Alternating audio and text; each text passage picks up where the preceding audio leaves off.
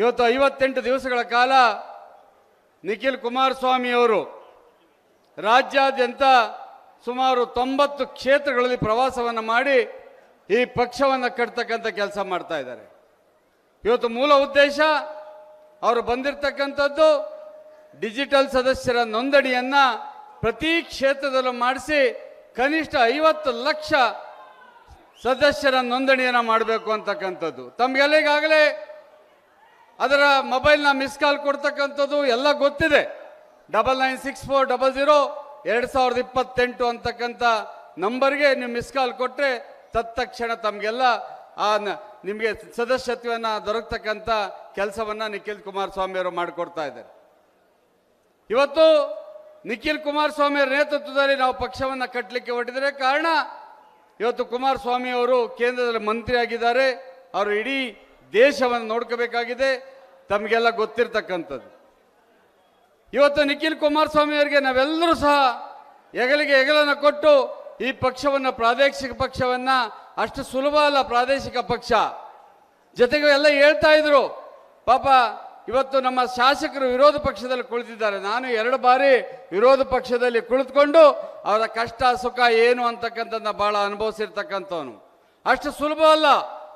ನೀವು ಮಾತಾಡಬೇಕು, ನಿಮ್ಮ ಶಾಸಕರ ಪರವಾಗಿ ಮಾತಾಡಬೇಕು, ಪಕ್ಷದ ಪರವಾಗಿ ಮಾತಾಡಬೇಕು, ಸರ್ಕಾರದ ತಪ್ಪು ನೆಪ್ಪುಗಳನ್ನ ಎತ್ತಿ ಹಿಡಿತಕ್ಕಂಥ ಕೆಲಸವನ್ನು ನೀವು ಮಾಡಬೇಕಾಗ್ತದೆ. ನಿಜ, ನಮ್ಮ ರವಿ ಅಣ್ಣವ್ರಿಗೆ ಪ್ರೀತಿ ಇಟ್ಟು 17,000 ಮತಗಳನ್ನು ಕೊಟ್ಟಿದ್ದೀರಿ. ಎಲ್ಲೋ ಒಂದು ಕಡೆ ಲೋಕಸಭೆಯಲ್ಲಿ ಸ್ವಲ್ಪ ಹಿನ್ನಡೆ ಆದರೂ ಸಹ ಲೀಡ್ ಕೊಟ್ಟಿದ್ರು, ಸ್ವಲ್ಪ ಕಡಿಮೆ ಆಯಿತು ಅಂತಕ್ಕಂಥದ್ದು. ಆದರೆ ನಾವು ದುಡ್ತಿ ಕೆಡಗೋದಿಲ್ಲ, ಜನತಾದಳದವ್ರು ಯಾವತ್ತು ದುಡ್ತಿ ಕೆಡೋದಿಲ್ಲ. ಹೆಗಲಿಗೆ ಹೆಗಲು ಕೊಟ್ಟಂಥ ಕೆಲಸವನ್ನು ನೀವು ಮಾಡಬೇಕಾಗ್ತದೆ. ಇವತ್ತು ವಿರೋಧ ಪಕ್ಷದಲ್ಲಿ ಕುಳಿತುಕೊಂಡು ಕೆಲಸ ಅಷ್ಟು ಸುಲಭವಾಗಿ ಮಾಡೋಕ್ಕಾಗೋದಿಲ್ಲ. ಆಡಳಿತ ಪಕ್ಷದವರು ಭಾಳ ತೊಂದರೆ ಕೊಡ್ತಾ ಇರ್ತಾರೆ. ನಿಮಗೆ ಶಾಸಕರಾದರೂ ಇದ್ದಾರೆ, ಶಾಸಕರು ಇಲ್ಲದೇ ಇರೋ ಕಡೆ ನಮ್ಮ ಕಾರ್ಯಕರ್ತರು ನಾವು ಕೇಳೋಕ್ಕಾಗ್ತಾ ಇಲ್ಲ. ಪಾಪ ನೀವು ಪಕ್ಕದಲ್ಲಿ ನಾನು ಹೇಳ್ತಾ ಇದ್ದೆ, ನಮ್ಮ ಮಾಲೂರಿನ ರಾಮೇಗೌಡರಲ್ಲಿ ಕಾರ್ಯಕರ್ತರು ಹೇಳ್ತಾ ಇದ್ರು, ಒಂದು ಚೂರು ವಿರೋಧ ಪಕ್ಷದವ್ರ ಜೊತೆ ಸೇರಿಸ್ಕೊಂಡ್ರೆ ತಕ್ಷಣ ಪೊಲೀಸರು ಬರ್ತಾರೆ, ಒಂದು ಮನೆಗೆ ಮಣ್ಣು ಹೊಡ್ಕೊಳಕ್ಕಾಗಿಲ್ಲ, ಇಷ್ಟು ಕಿರುಕುಳವನ್ನು ಕೊಡ್ತಾರೆ ಅಂತಕ್ಕಂಥದ್ದು ತಾವು ನೋಡ್ತಾ ಇದ್ದೀರಿ. ಇವತ್ತು ಪ್ರಾದೇಶಿಕ ಪಕ್ಷ ಯಾಕೆ ಇರಬೇಕು ಅಂತಕ್ಕಂಥದ್ದು ನಿಮ್ಗೆ ಇವತ್ತು ಬಂದಿದೆ. ಬಹುತೇಕ ಏನು ಮಾವಿನಹಣ್ಣಿನ ವ್ಯಾಪಾರದಲ್ಲಿ ಅನಾನುಕೂಲ ಆಯಿತು, ಅವತ್ತು ಶಾಸಕರು ಧರಣಿಯನ್ನು ಮಾಡಿದ್ರು. ಕುಮಾರಸ್ವಾಮಿ ಅವರು ಹೋಗಿ ಕೂತ್ಕೊಂಡು ಕೇಂದ್ರದಲ್ಲಿ ಬೆಂಬಲ ಬೆಲೆಯನ್ನು ಕೊಡಿಸಿದ್ರು. ರೈತರಿಗೆ ಅನುಕೂಲವಾಗಲಿ ಅಂತ ಗೊಬ್ಬರಿಗೆ ಬೆಂಬಲ ಬೆಲೆ ಕೊಡಿಸಿದ್ರು, ತಂಬಾಕು ಬೆಲೆಗೆ ಬೆಂಬಲ ಕೊಡಿಸಿದ್ರು.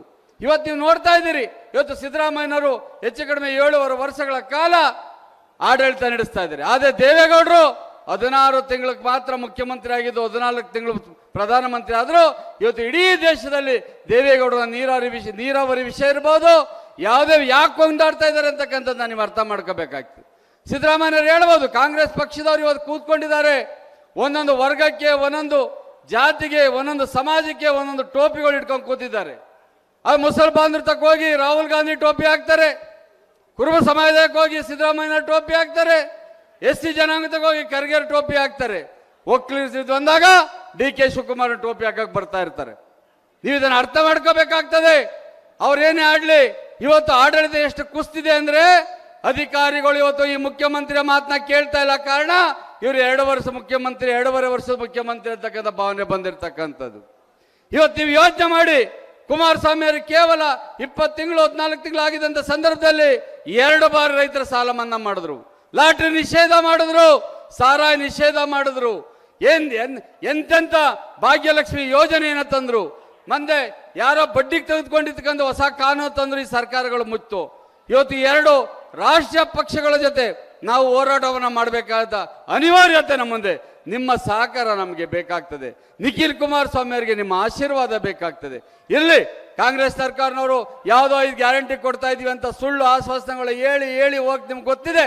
ಇವತ್ತು ಈ ಭಾಗದಲ್ಲಿ ಬೋರ್ವೆಲ್ ತೆಗೆದ್ರೆ ನೀವೇನಾದ್ರು ಒಂದು ಕನೆಕ್ಷನ್ ಕೇಳಿ ಟ್ರಾನ್ಸ್ಫರ್ ಬೇಕಾದ್ರೆ ಎಷ್ಟು ಕಟ್ಟಬೇಕು ನೀವು ದುಡ್ಡು? ಇವತ್ತು 2.5 ಲಕ್ಷ ರೂಪಾಯಿ ಸರ್ಕಾರಕ್ಕೆ ಕಟ್ಟಬೇಕು.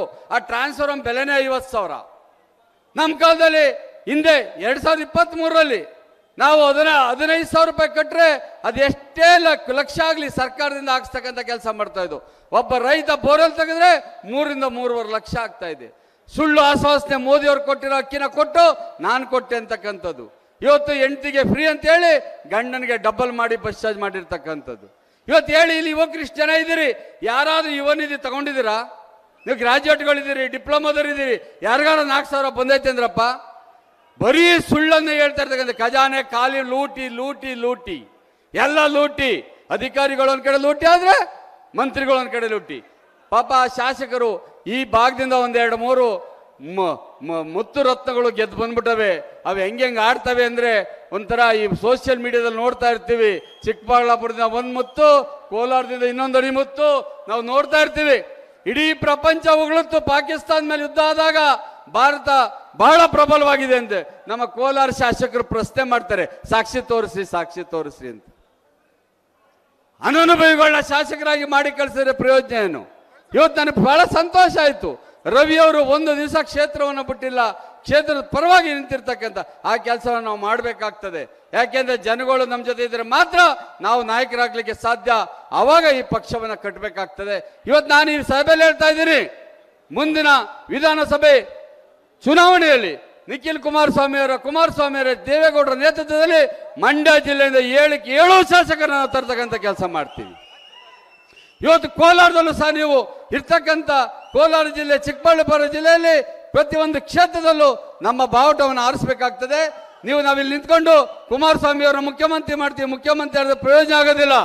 ನಾವು ಹಳೆ ಮೈಸೂರಿನಲ್ಲಿ ಇರ್ತಕ್ಕಂಥ ಒಂದು 7-8 ಜಿಲ್ಲೆಯಿಂದ ನಾವು ಕಡಿಮೆ ಅಂದ್ರೆ 40-50 ಜನ ಶಾಸಕರನ್ನ ಆಯ್ಸಿ ಕಳಿಸಿದ್ರೆ ಕುಮಾರಸ್ವಾಮಿಯವರ ಮುಖ್ಯಮಂತ್ರಿ ಮಾಡ್ತಕ್ಕಂಥ ಅವಕಾಶ ನಮಗೆ ಬರ್ತದೆ. ಅವಾಗ ರೈತರ ಪರವಾದ, ಮಹಿಳೆಯರ ಪರವಾದ, ದೀನ ದಲಿತರ ಪರವಾದ ಸರ್ಕಾರವನ್ನು ಕೊಡ್ಲಿಕ್ಕೆ ಅವಕಾಶ ಆಗ್ತದೆ ಅಂತಕ್ಕಂಥದ್ದನ್ನ ಮಾತನ್ನ ಸಂದರ್ಭದಲ್ಲಿ ತಮ್ಗೆಲ್ಲ ಹೇಳ್ತಾ, ಪಾಪ ಇವತ್ತು ನಿಖಿಲ್ ಕುಮಾರಸ್ವಾಮಿ ತಮ್ಗೆಲ್ಲ ಒಂದು ರೀತಿಯ ನಾನು ಹೇಳ್ತಾ ಇರ್ತೀನಿ, ನಾವು ಸುಮ್ಮನೆ ಕೂತ್ಕೋಬಾರ್ದು, ಪಕ್ಷವನ್ನು ಕಟ್ಟಬೇಕಾದ್ರೆ ಯಾವ್ದಾದ್ರು ಕಾರ್ಯಕ್ರಮವನ್ನು ಮಾಡ್ತಾ ಇರಬೇಕು ಅಂತಕ್ಕಂಥದ್ದನ್ನ ಇವತ್ತು ನಿಖಿಲ್ ಕುಮಾರಸ್ವಾಮಿಯವರು ನಿರಂತರವಾಗಿ ಈ ಕಾರ್ಯಕ್ರಮವನ್ನು ಮಾಡಬೇಕು. ಈ ಕಾರ್ಯಕ್ರಮ ಆದ್ಮೇಲೆ ಜಿಲ್ಲಾ ಪಂಚಾಯತಿ, ತಾಲೂಕ್ ಪಂಚಾಯತಿ, ಬೇರೆ ಬೇರೆ ಚುನಾವಣೆಗಳು ಬರ್ತವೆ. ಅದೆಲ್ಲರೂ ಪಕ್ಷವನ್ನು ಸಂಘಟನೆ ಮಾಡಿ 2028ಕ್ಕೆ ನಮ್ಮ ಪಕ್ಷವನ್ನು ಅಧಿಕಾರಕ್ಕೆ ತರ್ತಕ್ಕಂಥ ಕೆಲಸವನ್ನ ಮಾಡೇ ಮಾಡ್ತೀವಿ ಅಂತಕ್ಕಂಥ ಮಾತನ್ನ ಹೇಳಿ, ಅದಕ್ಕೆ ತಮ್ಮೆಲ್ಲ ಆಶೀರ್ವಾದ ಈ ಕ್ಷೇತ್ರದ ವಿಶೇಷವಾಗಿ ರವಿಯವರ ಮೇಲೆ ಇರಲಿ ಅಂತಕ್ಕಂಥದ್ದನ್ನ ಕೇಳ್ತಾ ನಾನು ಮಾತು ಮುಗಿಸ್ತೇನೆ. ಜೈ JDS, ಜೈ ಕರ್ನಾಟಕ. ಮುಸಲ್ಮಾನ್ ಸಮುದಾಯದವರು ವೇದಿಕೆಗೆ ಆಗಮಿಸಿ ಗೌರವಿಸ್ತಾ ಇದ್ದಾರೆ. ಈಗ ನಮ್ಮ ಶಿಡ್ಲಘಟ್ಟ ತಾಲೂಕು ಒಕ್ಕಲಿಗರ ಸಂಘದ ವತಿಯಿಂದ ಕೂಡ ಗೌರವಾರ್ಪಣೆ ಇದೆ ನಿಖಿಲ್ ಕುಮಾರಸ್ವಾಮಿ ಅವರಿಗೆ. ದಯಮಾಡಿ ಅಧ್ಯಕ್ಷರು ಪದಾಧಿಕಾರಿಗಳು ಬರಬೇಕು ವೇದಿಕೆಗೆ ಅಂತ ಹೇಳ್ತಾ, ಈ ಜಗದೊಳಗೆ ನಾವೆಲ್ಲ ಒಂದೇ ಕಣೋ, ಇವ್ರು ಹಿಂದೂ ಕಣೋ, ಅವ್ರು ಮುಸ್ಲಿಂ ಕಣೋ, ಆದ್ರೆ ನಮ್ಮೆಲ್ಲರಿಗೂ ಮೇಲೊಬ್ಬನೇ ತಂದೆ ಕಣೋ. ಅಲ್ಲ ಎಂದರು ಅವನೇ, ಶಿವಶಂಕರ ಎಂದರು ಅವನೇ, ಈಶ್ವರ ಎಂದರು ಅವನೇ, ಯೇಸು ಅಂದರು ಅವನೇ. ಹಾಗಾಗಿ ಜಾತ್ಯತೀತ ಜನತಾದಳ ಎಲ್ಲರನ್ನ ಒಂದೇ ದೃಷ್ಟಿಯಿಂದ ನೋಡುವಂತಹ ಪಕ್ಷ ನಮ್ಮ JDS ಪಕ್ಷ. ಬಹಳ ಅಭಿಮಾನದಿಂದ ಬಂದಿರುವಂತಹ ಮುಸಲ್ಮಾನ್ ಬಾಂಧವಗಳಿಗೆ ಧನ್ಯವಾದಗಳನ್ನ ಸಮರ್ಪಿಸ್ತಾ ಗೌರವಿಸಿದ್ದಕ್ಕಾಗಿ ಈಗ ದಯವಿಟ್ಟು ಶಿಡ್ಲಘಟ್ಟ ತಾಲೂಕು ಒಕ್ಕಲಿಗರ ಸಂಘದವರು ಆದಷ್ಟು ಬೇಗ ಬರಬೇಕು ವೇದಿಕೆ ಮುಂಭಾಗಕ್ಕೆ.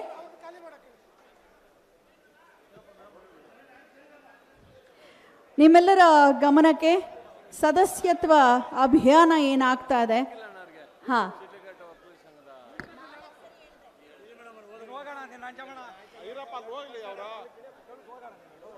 ಹೇಗೆ ನಾವು ಸದಸ್ಯರಾಗಬೇಕು, ಈಗಾಗಲೇ ಸದಸ್ಯರಾಗಿರ್ತೀರಾ, ಆದರೆ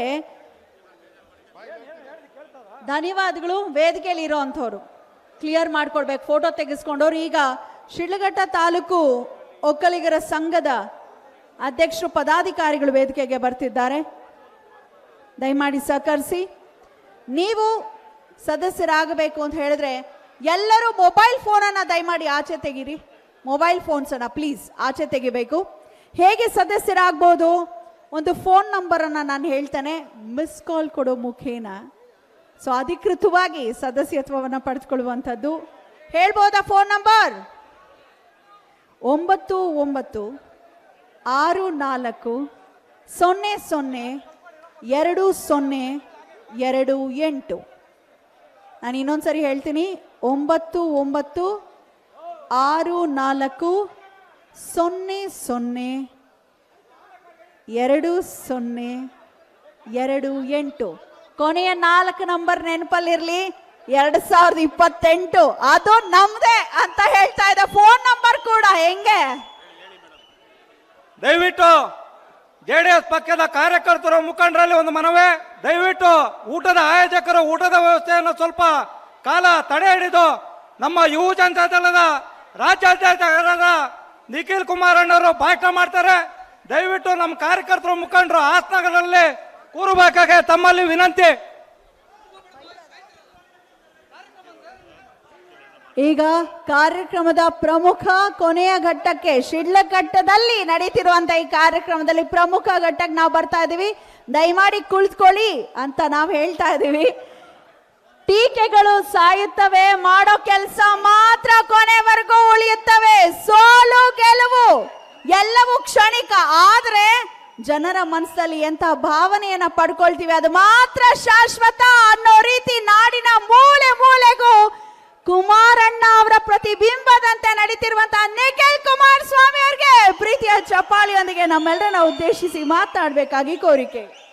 ಸ್ವಾದಿಷ್ಟತೆಯ ಸ್ವಾದ, ತಾಜಾತನದ ಆಹ್ಲಾದ, ಉತ್ತಮ ಆರೋಗ್ಯ ಮತ್ತು ಹೆಚ್ಚಿನ ರೋಗ ನಿರೋಧಕ ಶಕ್ತಿಯ ವೃದ್ಧಿಗೆ ಈಗ ನಿಮಗೆ ಸಿಗುತ್ತಿದೆ ಉತ್ತಮ ಗುಣಮಟ್ಟದ ಪೌಷ್ಟಿಕಾಂಶ Shri Vaidik millet health mix. ಇದು ಸಿರಿಧಾನ್ಯಗಳ ಸಂಪತ್ತು.